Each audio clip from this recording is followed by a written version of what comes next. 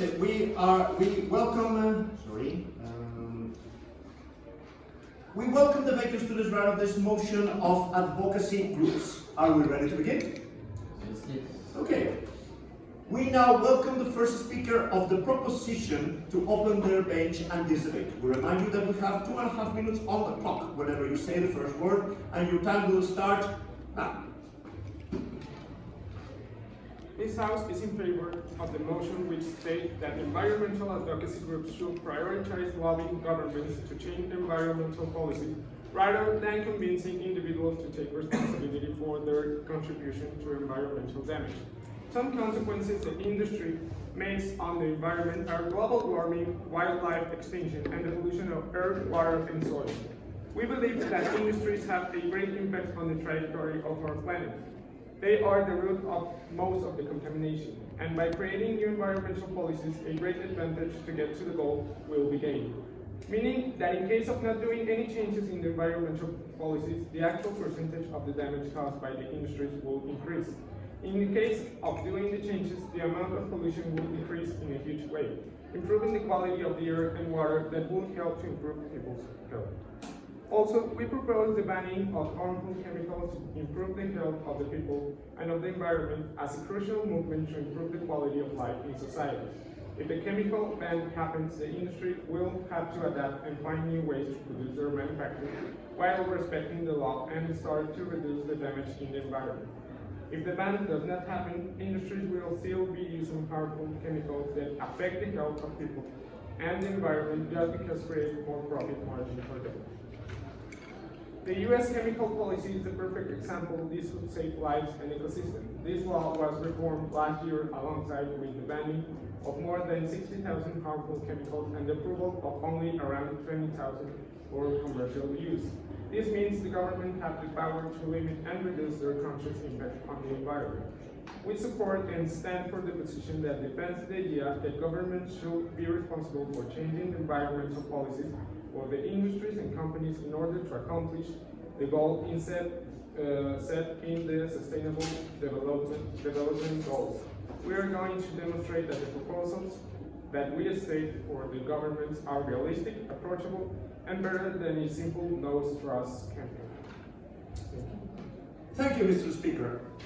Before we continue, may I reprimand the group from the group against regarding the formality of your attire. May I ask why?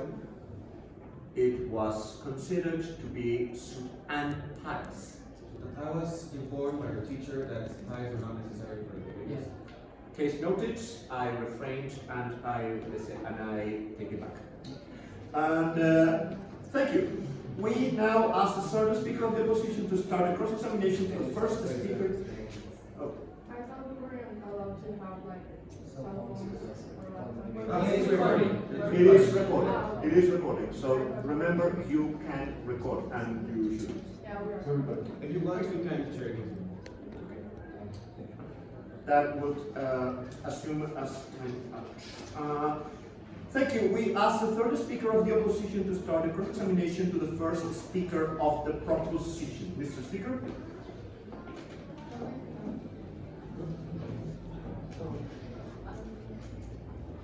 Are these percentages going to change the values? What are the percentages of chemicals are going to change? I'm sorry, can you speak louder? I can't hear you. How are the percentages of these damaging chemicals are going to change? By what actions are the government willing to take to do these changes? What are they willing to propose? How much money are they willing to spend on this to have a valuable change?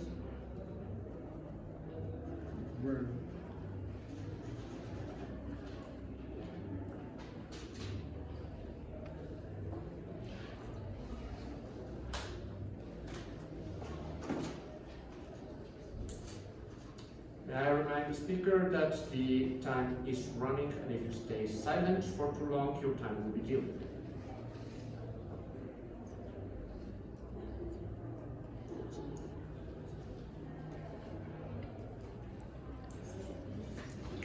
Also, another question is legal, but it's illegal, but it's still a threat to animals. I can hear what you It doesn't matter. Well, with the percentages that the government is presenting, actually, we can demonstrate that the improvement with the time has been very critical. Also, the percentages that the government can give are exponentially better than which the people can do. Also, 97% of us citizens have damages because of hazardous chemicals. What are the exact percentages and how will it help? What are the proven facts that this can work? Sorry? What are the exact percentages and how will it help? What are the exact investigations done to prove that this is going to be beneficial? So, according to ORG, Time. Thank you. We ask the first speaker of the opposition to open their bench. You have 2.5 minutes on the clock whenever you say the first word. Mr. Speaker, please. So the responsibility lies on the citizens. Why is this? The citizens are the main consumers. They consume plastic principally. That is one of the most harmful things for the environment. They also do activities such as driving, which pollute a lot to the environment. For example, 56% of the cars in the whole world are polluters. So the change is on the people. If they stop doing these daily based things, if they stop doing these things they do each day, with small things, a big change can be noticeable. Also, the government has priorities. Priorities such as social services, like healthcare, security, and transportation. So, why should the government focus on the environment when people can change the environment on their own? People with low resources can't have transportation if the government doesn't give them transportation. Okay. So, thank you. We ask the third speaker of the proposition to start the cross-examination to the first speaker of the opposition. Please, Mr. Speaker, you can do it from a sitting down position. Okay. Well, first of all, there have been many environmental movements for individuals. An example may be the Reduce, and Recycle campaign we're all familiar with, like decades ago it began. But this did not move many people and did not give the results expected. Actually, there's still 8.3 billion tons of garbage produced by the industry. What makes you think that that convincing individuals to take responsibility is actually useful, when the percentages show that around 71% of the greenhouse gas emissions are from the industry, not from the cars?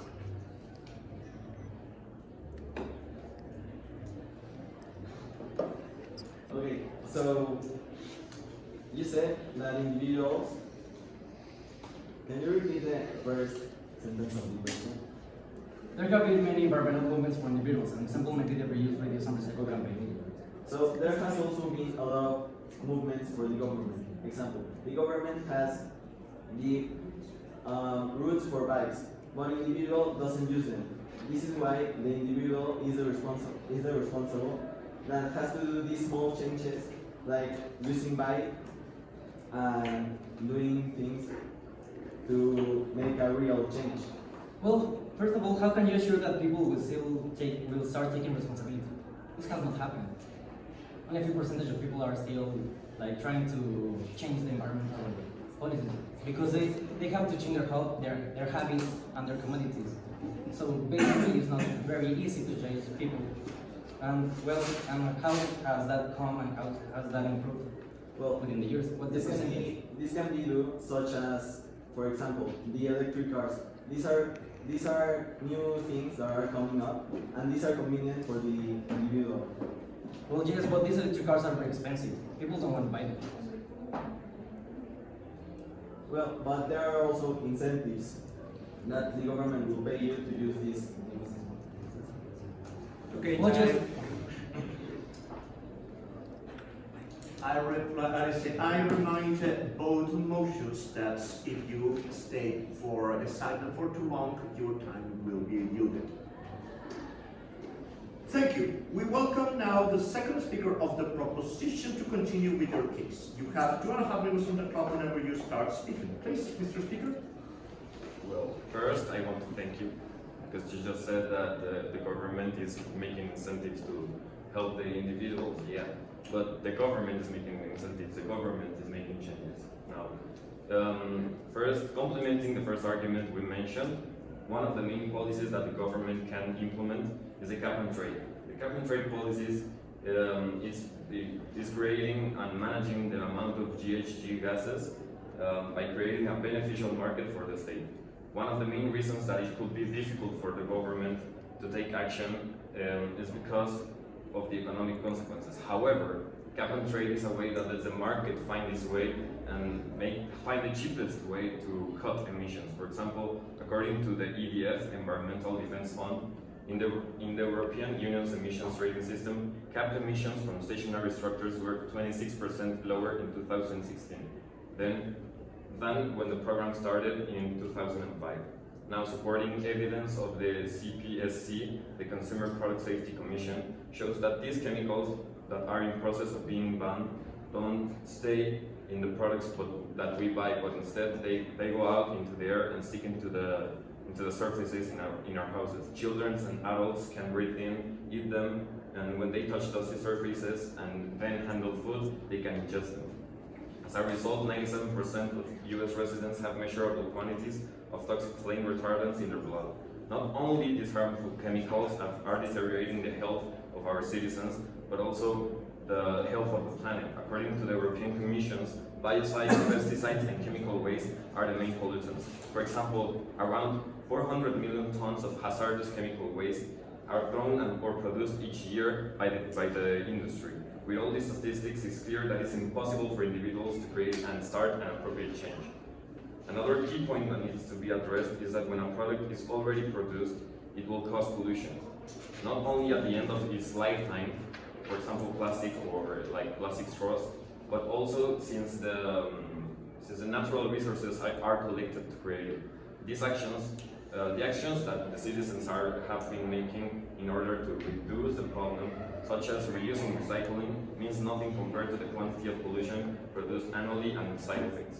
In fact, a study published in the Science Advances journal states that from 8.3 billion metric tons of plastic produced, only 9% is recycled. Roland Gayer's team say that. Thank you. Thank you. Thank you. Thank you. We asked the first speaker of the opposition to start a cross-examination toward the second speaker of the proposition. How will countries with low resources be helped by these policies if they make an economic impact? Well, how are these countries going to make their citizens make an action? The government has more resources than the citizens. It is easier for the governments to make a change. They can apply policies with the transnational companies. But what about places where individual doesn't need resources to help the environment?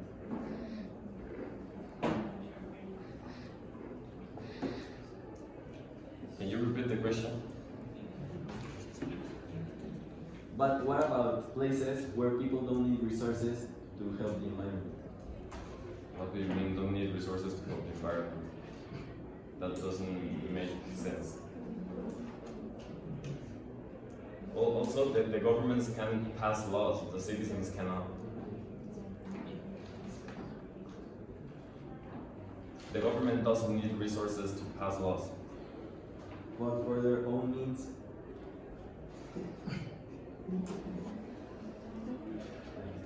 Time is yielded. Thank you.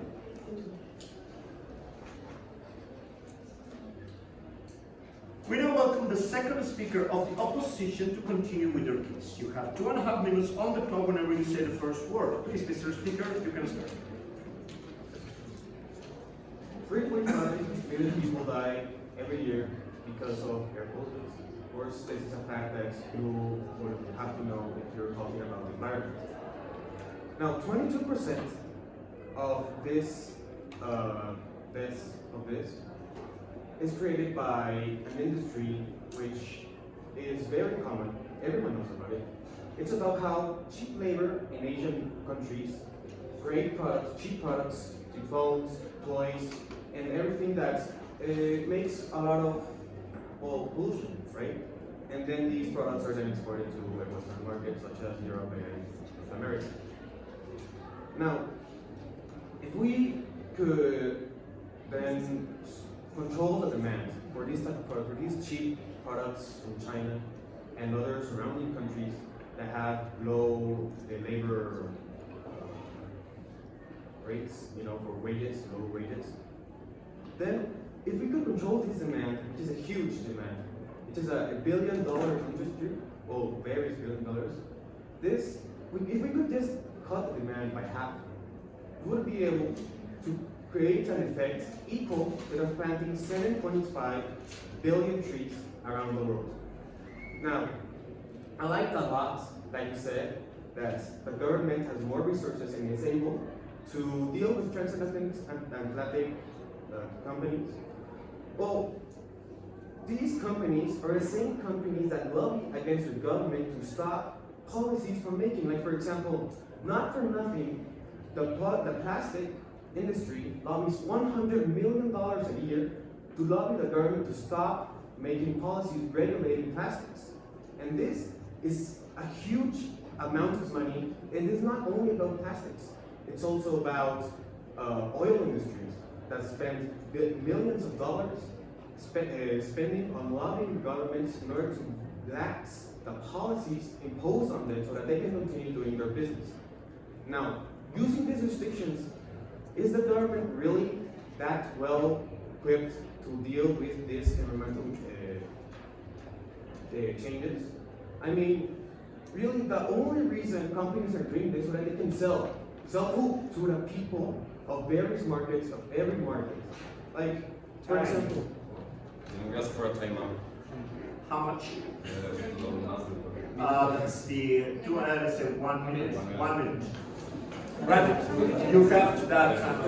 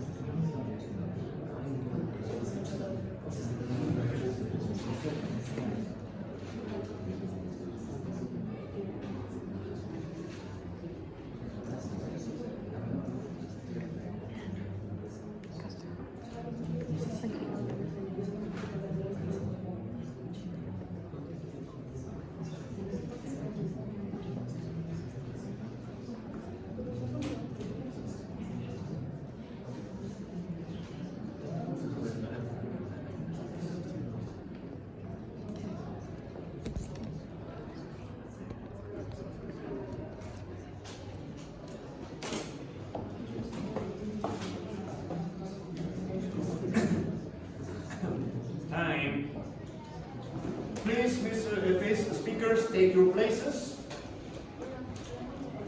We ask the first speaker of the proposition to start the cross-examination towards the second speaker of the opposition. As a first question, where are you getting your statistics? You cannot argument on policies for non-reliable sources. well, of course, I get them from statista.org, which is a reliable statistics or page. You can get many statistics from there, and I got them. Well, okay. Next question. Are the industries more powerful than the government? I don't think so, because you're putting an example on a corrupt government as an example. That doesn't make any proof.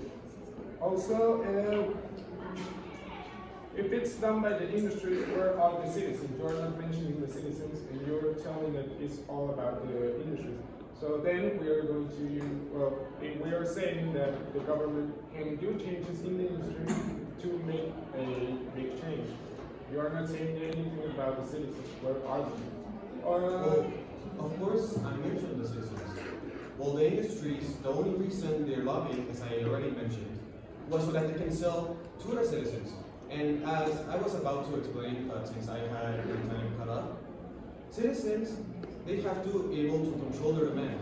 Of course, it's a bit difficult. But since there is a much more, more conscience about it, about the effects I of have a political. question. How can you tell me that citizens can do a change when the industries are the ones that are contaminating since the beginning of the production? They can't do anything about it.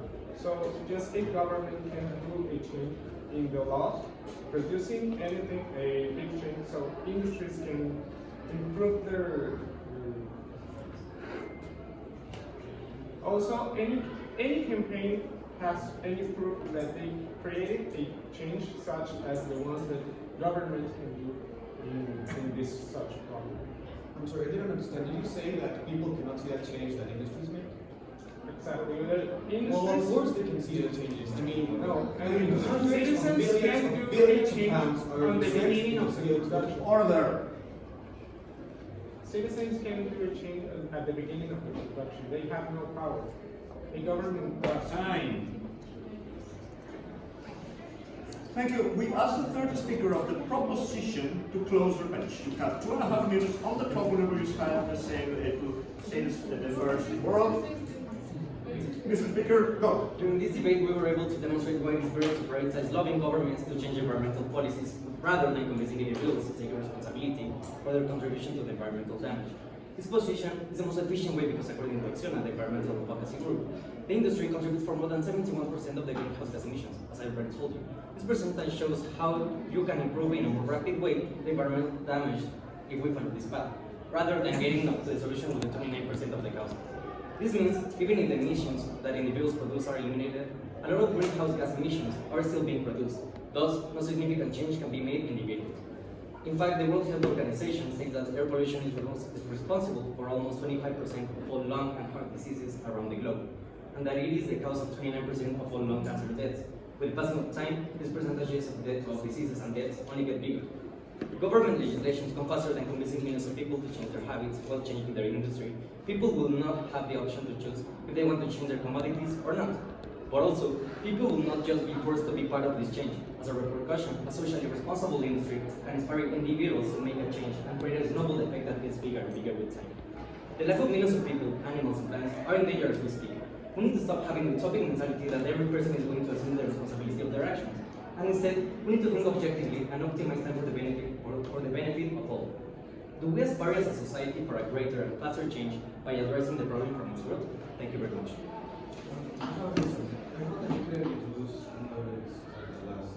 We can introduce evidence for another argument. It was not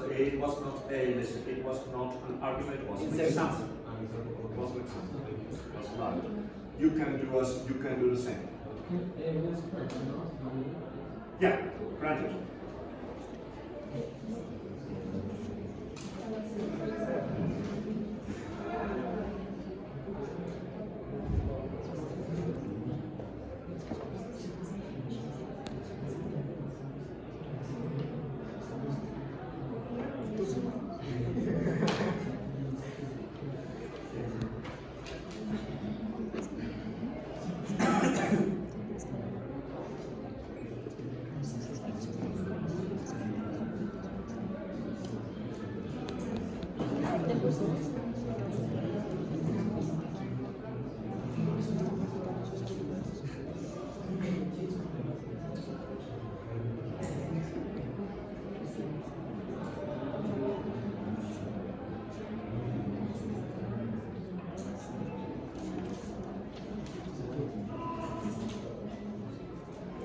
Okay, time.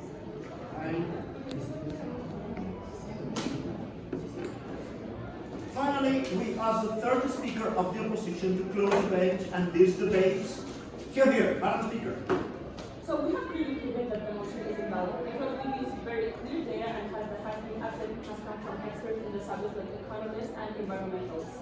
And we provided enough information to show that people can make a difference with even the simplest actions. like swapping plastic products and using other types of transportation. We also mentioned how government policies are not having the most beneficial effects. They've had plenty of chances to do this, and through the years we haven't seen a lot of improvement. And they also have other things to focus on, and they're not taking this as a major priority. But we have shown that things like putting pressure on people can climate change. One example is of a customer that asked for a petition to reduce the amount of plastic that are stored, and they accepted it and reduced 1 million, which is in 1 million plastic. We also mentioned that the government itself is corrupt. So why would you rely all of this great change on them? We also mentioned that industries are the problem. They're also very related to the government, and their actions go hand in hand. So how are you sure that they're going to change their actions if it's not beneficial to them to reduce the amount of plastic because it's more expensive to do a different process of production? We also said that people can make a change because if they demand less plastic, the supply will be less. And then less of these chemicals, they will not be produced as much. Thank you. Here. We now congratulate both sides in order for finishing the debates with very good and solid arguments. But we congratulate both, and the winner shall be decided. Shall be announced by your own teachers in the classroom. Congratulations, everybody.